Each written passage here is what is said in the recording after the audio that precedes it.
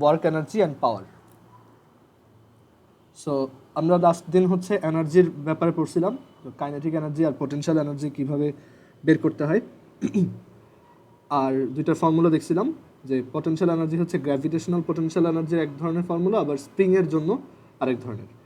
আর এর পাশাপাশি আমরা কাইনেটিক এনার্জি দেখছিলাম, যে কাইনেটিক এনার্জি হচ্ছে always half M V square, অলওয়েজই half M V square. Okay, এখন আমরা আজকে দেখবো হচ্ছে পাওয়ার। পাওয়ার জিনিসটা খুবই ইজি। পাওয়ার বা বাংলায় হচ্ছে ক্ষমতা। এটা তোমরা 9-10 পড়ছো, যে পাওয়ারের ডেফিনেশন হচ্ছে অ্যামাউন্ট অফ ওয়ার্ক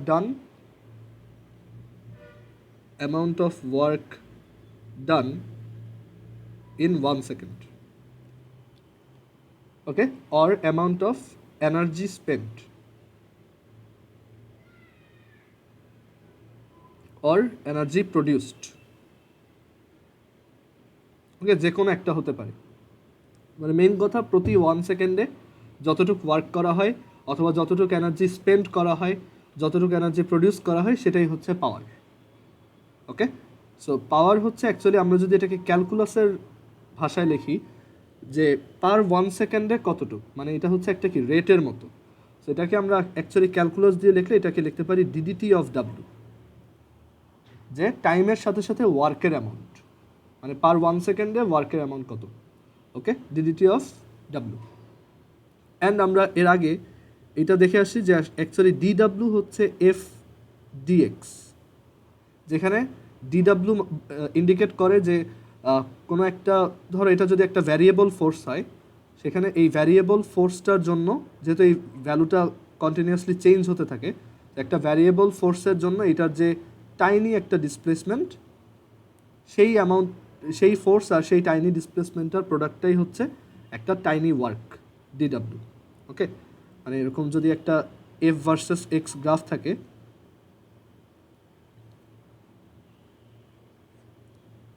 তখন এই এরিয়াটা হচ্ছে অ্যাকচুয়ালি একটা ডিডাব্লিউ। এগুলো আগেও দেখছো, এটা হচ্ছে ডিএক্স আর এটা হচ্ছে এফ, দেন এই এরিয়াটা হচ্ছে ডিডাব্লিউ। ওকে, সো আমরা এখান থেকে তাহলে DW is equal to F DX লিখতে পারি। এখন একটা জিনিস খেয়াল করে দেখো, এই যে ডিডিটি অফ এক্স, এটা কি বোঝায়? ডিসপ্লেসমেন্টের চেঞ্জিং রেট, তাই না? আর সেটা আমরা কি জানি, সেটা হচ্ছে অ্যাকচুয়ালি ভেলোসিটি। সো এর জন্য আমরা একটা ফর্মুলা পেয়ে গেলাম, যে পাওয়ার ইজ ইকুয়াল টু হচ্ছে, মানে এটাকে বলা হয় ইনস্ট্যান্টেনাস পাওয়ার, মানে যে কোনো একটা মুহূর্তে তাৎক্ষণিক ক্ষমতা, ইনস্ট্যান্টেনিয়াস পাওয়ার, তাৎক্ষণিক ক্ষমতা, ইজ ইকুয়াল টু ফোর্স, মানে ওই সময় ওই অবজেক্টটার উপর যতটুকু ফোর্স কাজ করতেছে, টাইমস ওই সময় ওই অবজেক্টটার ভেলোসিটি কত। ওকে, সেটাই হচ্ছে ইনস্ট্যান্টেনাস পাওয়ার। আর এছাড়া generally P is equal to হচ্ছে simply W by T. Simply যদি লিখি তাহলে পি ইজ ইকুয়াল টু হচ্ছে ডাব্লিউ বাই টি, যতটুক ওয়ার্ক করতেছো ডিভাইডেড বাই যতটুক টাইম লাগলো। আর ডিফারেন্সিয়েশন ভার্সনটাও দেখাই রাখছি, কারণ যদি তোমাকে ডাব্লুর একটা ফাংশন দেয়, যে W is a function of T which is 2t³ minus 5t, তখন তোমাকে যদি বলে যে তাহলে পাওয়ার ফাংশনটা কত, তখন পাওয়ার ফাংশনটা হচ্ছে সিম্পলি এটা ডিফারেন্সিয়েশন। অ্যান্ড তোমাকে যদি বলে what is the power at 10 seconds, তখন এখানে ওই ভ্যালুটা বসাবো।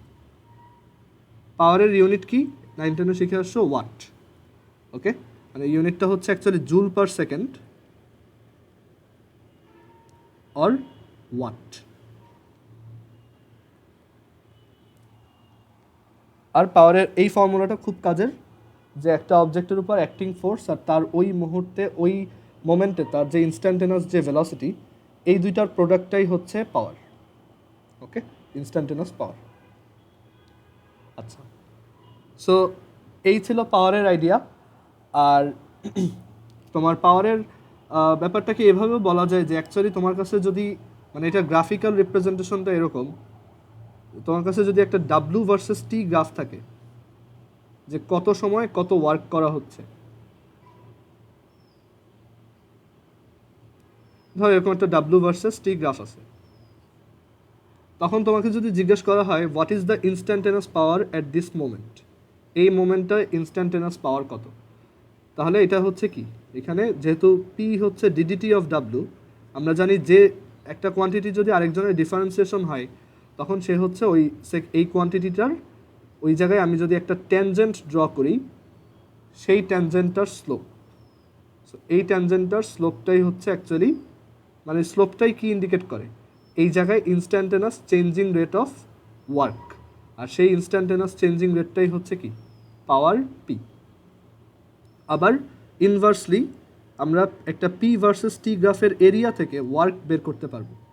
তোমাকে যদি একটা পি ভার্সেস টি গ্রাফ দেওয়া থাকে এরকম, তাহলে তুমি এখান থেকে ওয়ার্ক বের করতে পারবা যে এত টাইম থেকে এত টাইমের মধ্যে এরকম পাওয়ার জেনারেট করা একটা মেশিন কত ওয়ার্ক করলো, এই এরিয়াটাই হচ্ছে ওয়ার্ক।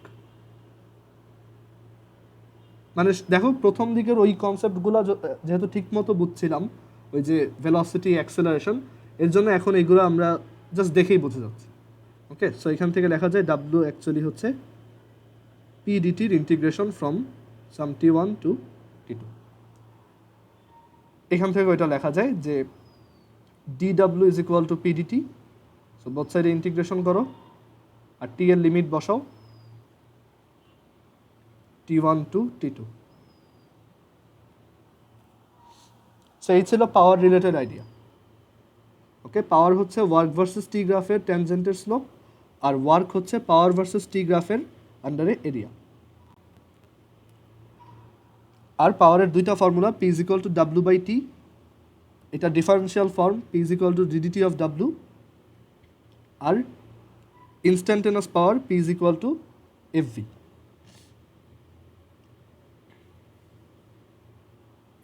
এরপরে যে টপিকটা দেখব সেটা হচ্ছে এফিসিয়েন্সি।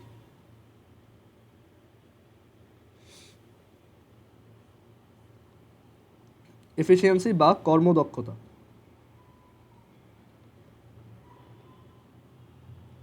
এফিসিয়েন্সি বা কর্মদক্ষতা এটাও 9-10 ছিল তোমাদের, যে এটা হচ্ছে একটা মেশিন, যে কোনো একটা মেশিন বা একটা সিস্টেমের এফিসিয়েন্সি বা কর্মদক্ষতাকে আমরা ইটা দিয়ে এক্সপ্রেস করি, ইটা। অ্যান্ড এই ইটার মিনিং হচ্ছে যে কতটুক পাওয়ার এইখানে ইনপুট দিচ্ছি আর এখানে কতটুক পাওয়ার আমি আউটপুট পাচ্ছি। তো এটার ডেফিনেশন হচ্ছে এই যে P out divided by P in, এই রেশিওটা কত। এটাকে চাইলে পার্সেন্টেজেও কনভার্ট করতে পারো আর জাস্ট একটা 100% দিয়ে মাল্টিপ্লাই করবো। ওকে, আবার এইটা অ্যাকচুয়ালি পাওয়ার দিয়ে না বলে এনার্জি দিয়েও বলা যায়, যে আউটপুট এনার্জি কত ডিভাইডেড বাই ইনপুট এনার্জি কত ইন্টু 100%, কারণ পাওয়ার তো এনার্জির প্রপোর্শনাল। কারণ পাওয়ারকে তুমি কি লিখতে পারো, energy divided by time. So উপরে নিচে টাইমটা কেটে গিয়ে এখানে just E out by E in থাকবে। এগুলো আমরা ম্যাথে দেখব যে এটার অ্যাপ্লিকেশনটা কোথায়। জাস্ট এখন এইটুক বুঝে রাখো যে এফিসিয়েন্সির ডেফিনেশন হচ্ছে output power divided by input power, অথবা output energy divided by input energy. And কর্মদক্ষতা বা এফিসিয়েন্সির ইউনিট কি? নো ইউনিট, এটাতে কোনো ইউনিট হয় না, কারণ এটা জাস্ট একটা রেশিও, একটা পার্সেন্টেজ। একটা ইঞ্জিন যদি বলা হয় যে একটা ইঞ্জিন যদি ধরো 60% এফিসিয়েন্ট, তার এফিসিয়েন্সি হচ্ছে 60%, এটা বলতে বোঝায় তুমি যদি এখানে 100 জুল এনার্জি সাপ্লাই দাও তাহলে সে 60 জুল এনার্জি তোমাকে আউটপুট দিতে পারবে, বাকি 40 জুল এখানে ওয়েস্ট হয়ে যাবে, মানে সেটা তোমার কোনো কাজে আসবে না। ওকে, সেটা হয়তো অন্য এনার্জিতে কনভার্ট হয়ে ওয়েস্ট হয়ে যাবে। আবার সিমিলারলি এখানে এনার্জি দিয়ে না বলে আমরা যদি বলি যে এই মেশিনটায় 100 ওয়াট পাওয়ার সাপ্লাই দেওয়া হচ্ছে, তাহলে এটা আউটপুট দিতে পারবে 60 ওয়াট। ওকে, তো এই হচ্ছে এফিসিয়েন্সির আইডিয়া। ক্লিয়ার? কারো কোশ্চেন আছে এই পর্যন্ত? হ্যাঁ বলো। এখানে পাওয়ার আর এনার্জি দুইটা দুই কোয়ান্টিটি, কিন্তু ওইটার রেশিও আবার সেম হয়ে যাচ্ছে কিভাবে? হ্যাঁ, এখানে এই যে পাওয়ারকে আমরা কি লিখতে পারি, এনার্জি বাই টাইম, তাই না? আবার এটাও এনার্জি বাই টাইম। এখানে তোমার এটাকে তাহলে ই আউট বাই টি লেখা যায় পাওয়ারকে, আর এখানে ই ইন বাই টি লেখা যায়, এইটি আর এইটি কাটা। বুঝতে পারছি? মানে টাইম সেম। হ্যাঁ হ্যাঁ, টাইম সেম হবে, হ্যাঁ হ্যাঁ হ্যাঁ, কারণ এইটা যত টাইম, পাওয়ারটা যত টাইম ধরে কাজ করবে এনার্জিটাও তো, মানে পাওয়ারটা হচ্ছে কি জাস্ট একটা রেট, বাট তোমার এনার্জি তো দুইটা কেসে একই অ্যামাউন্ট কাজ করবে। হ্যাঁ জহের বলো। হ্যাঁ হ্যাঁ, জাস্ট একটা রেশিও। হ্যাঁ হ্যাঁ, যেটা বোঝায় যে তোমার ইঞ্জিনটা কত পার্সেন্ট এনার্জি বা কত পোর্শন এনার্জিকে আউটপুট দিতে পারতেছে। ওকে, আচ্ছা, সো পাওয়ার আর এফিসিয়েন্সি এই ব্যাপারগুলো গেল। সো এখন আমরা এই চ্যাপ্টারে ম্যাথ দেখব। ওকে, আর ওই ম্যাথের মধ্যেই কনজারভেশন অফ এনার্জির যে অ্যাপ্লিকেশনগুলো আমি দেখাইতে চাইছিলাম ওইগুলো ম্যাথের মধ্যেই আসবে। তারপর এই এফিসিয়েন্সির অনেক ভালো ভালো ম্যাথ হয়, এগুলো সব ওই ম্যাথের মধ্যে আসবে। আমাদের থিওরি যা পড়ার ছিল হয়ে গেছে। ওকে, আচ্ছা একটু ওয়েট করো।